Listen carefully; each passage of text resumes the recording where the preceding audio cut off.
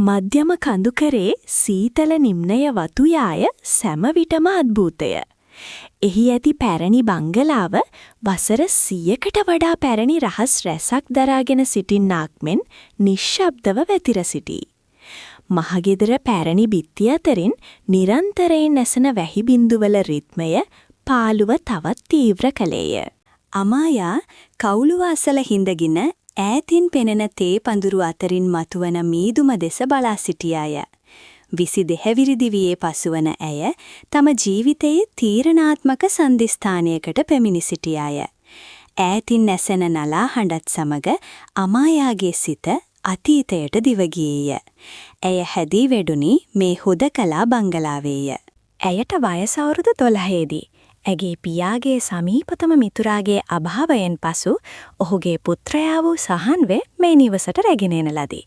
සහන් ඇයට වඩා වසර 10කින් වැඩිමහල් විය.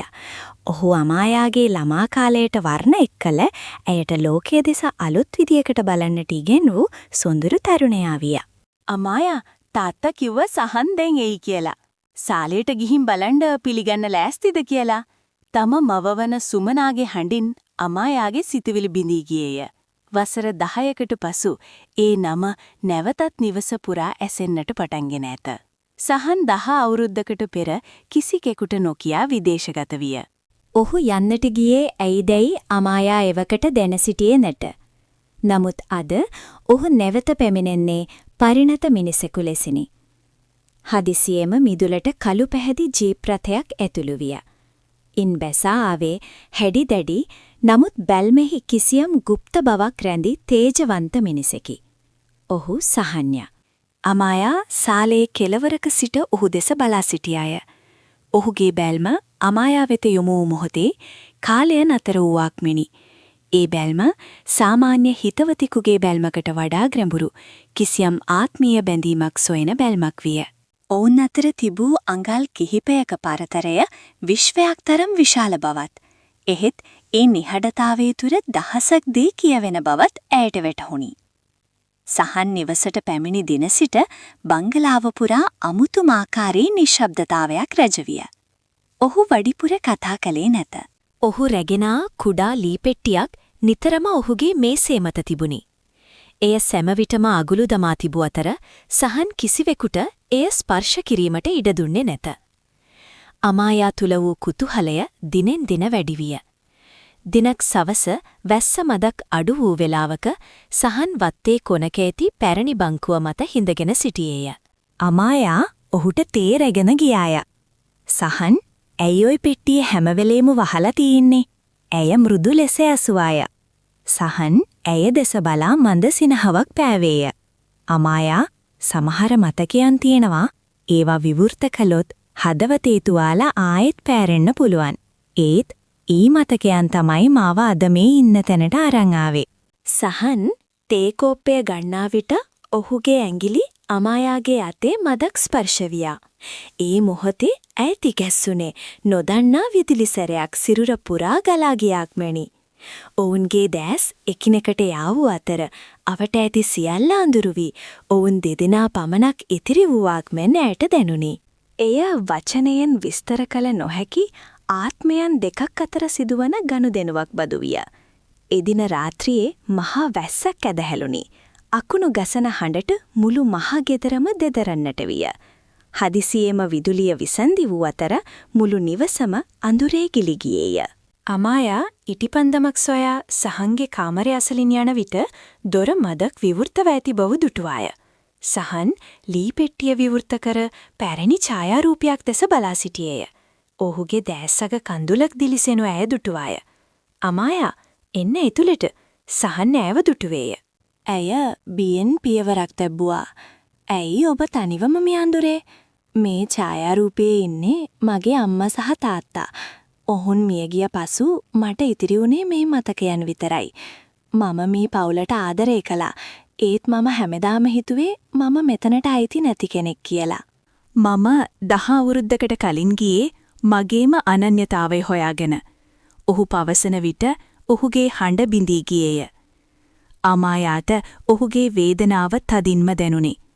ඇය ඔහුට සමීප විය. ඔවුන් අතර ලේනෑකමක් නොතිබුණද ඒ මොහොතේ ඔවුන් අතර ඇති වූයේ ඊට වඩා ප්‍රබල වූ මානුෂීය බැඳීමකි. ඇය ඔහුගේ දෑත් මට තම අත තැබුවාය. ඒ ස්පර්ශය තුල කිසිදු අසභ්‍ය බවක් නොවීය. තිබුණේ අනෙකාගේ වේදනාව බෙදාගන්නා උතුම් සහකම්පනයකි. කාමරය තුල තිබුණේ එක් ඉටිපන්දමක් පමණි.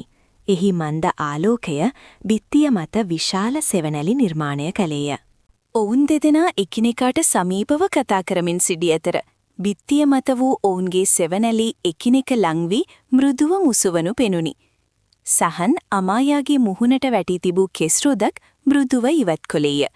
ඔහු කෙලින්ම ඇය දෙස බලනවා වෙනුවට බිත්තිය මත ඇති ඔවුන්ගේ සෙවණැලි එකිනෙක වැළඳ ගන්නා ආකාරය දෙස බලා සිටියේය.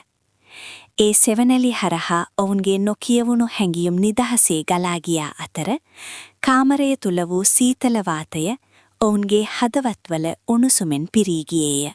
අමායා ඇතැම් විට වචනවලට වඩා නිහඬතාවය ප්‍රබලයි. සහන් රහසින් මෙන් ප්‍රවසියා. ඇය පිළිතුරක් දෙනවා වෙනුවට ඔහුගේ පපුවට හිස තැබුවාය. ඔවුන්ගේ හදගැස්ම එකම රිද්මයකට වැයෙන ගීතයක් මෙන් විය. එය ප්‍රේමයේ උපරිම සීමාව සලකුණු කලද එහි තිබුණේ අතිශය ශිෂ්ට සම්පන්න බවකි. පසුදා වැසි සහිත දහවල් කාලයේ සහන් ගිටාරය වාදනය කරමින් සිටියේය. අමායා ඔහු අසල වාඩි වූ අය. ඇයට ඔහුගේ සංගීතයට වශී වී බලා සිටීමට හැකිවිය. මටත් උගන්වන්නකෝ මේක වයන්න, ඇය ආසාවෙන් පැවසුවාය. සහන් ඇය පිටුපසින් වාඩි වී ඇගේ දෑත් ගිටාර් තත් මත තැබීමට උදව් කළේය. ඔහුගේ දෑත් ඇගේ දෑත් මත මෘදුව රැඳී තිබුණි. මේ තත මෙහෙම අල්ලන්න අමායා. සංගීතය කියන්නේ තත්වලට කරන තෙරපීමක් නෙවෙයි. හතවතින් කරන ආරාධනාවක්. ඔහු පවසන විට ඔහුගේ හුස්ම ඇගේ කිස්වැටිය ස්පර්ශ කළේය. ඇය නොදැනුවත්වම දෑස් පියාගත්තාය. සංගීතය ඉගගන්නා මුවාවෙන් ඔවුන්ගේ ආත්මයන් එකිනෙකට ඉතා සමීපව තිබූ අතර. ඒ මොහොතේ ඔවුන් දෙදෙනාම සිටියේ වෙනත් ලෝකයකය. දිනක් ඔවුන් වත්තේ ඈත කෙළවරකට ඇවිද ගියහ. හදිසියෙම මහා වැස්සක් ඇද හැලෙන්නට විය. ඔවුන්ට වත්තේ තිබු කුඩා මුරුකුටියකට දිව යාමට සිදුවිය. වැස්සේ සීතලෙන් අමායා වෙව්ලන්නට වූාය. සහන් ඇයව තම දෑතටගෙන උණුසුම් කිරීමට උත්සාහ කළේය. එය වැස්සෙන් ආරක්ෂා වීමට කරන උත්සාහයක් බදු විය. බය වෙන්න එපා අමායා, මම ඉන්නවා. සහන් ඇගේ නළල මත මෘදු හාදුවක් තැබිය.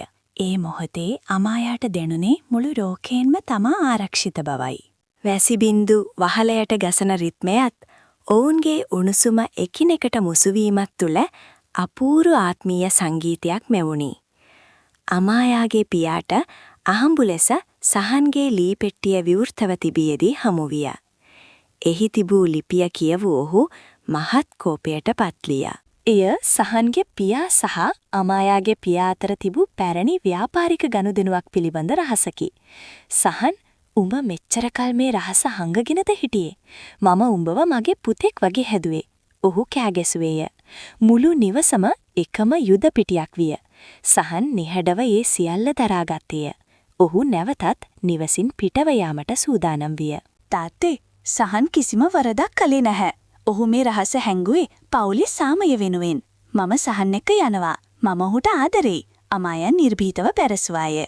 ඇය තම පියාගේ දැස් දෙස කෙලින්ම බලා සිටි අතර ඇගේ තීරණය ස්ථිර බව සැමට වැටහුණි.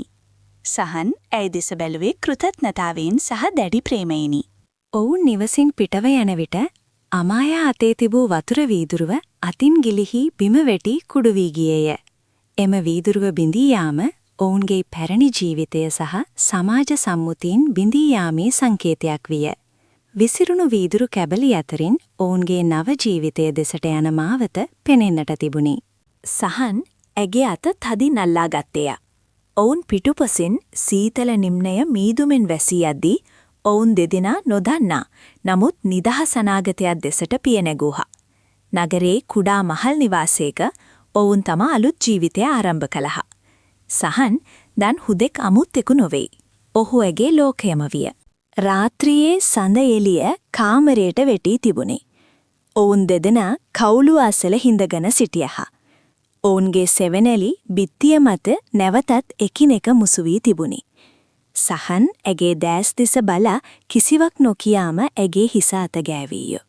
ඒ නිහඬතාවය තුළ ඔවුන් දෙදෙනාම එකිනෙකාට පොරොන්දු වූයේ ලෝකයා කුමන නමකින් ඔවුන්ම හැඳින්නුවද ඔවුන්ගේ ප්‍රේමය සදාකාලික බවයි. වැස්ස නැවටත් වැටෙන්නට පටන් ගත්තේය. නමුත් මෙවර ඒ වැස්ස ඔවුන්ව බිය ගැන්වුවේ නැත. එය ඔවුන්ගේ අලුත් ජීවිතය සෝදා පිරිසිදු කරන ආශිර්වාදයක් බදු විය. මීදුමෙන් වැසුණු මතකයන් අතීතයට ඉතිරි කර ඔවුන් ප්‍රේමයේ අලුත් අරුණුළු සොයා පියඹා ගියා.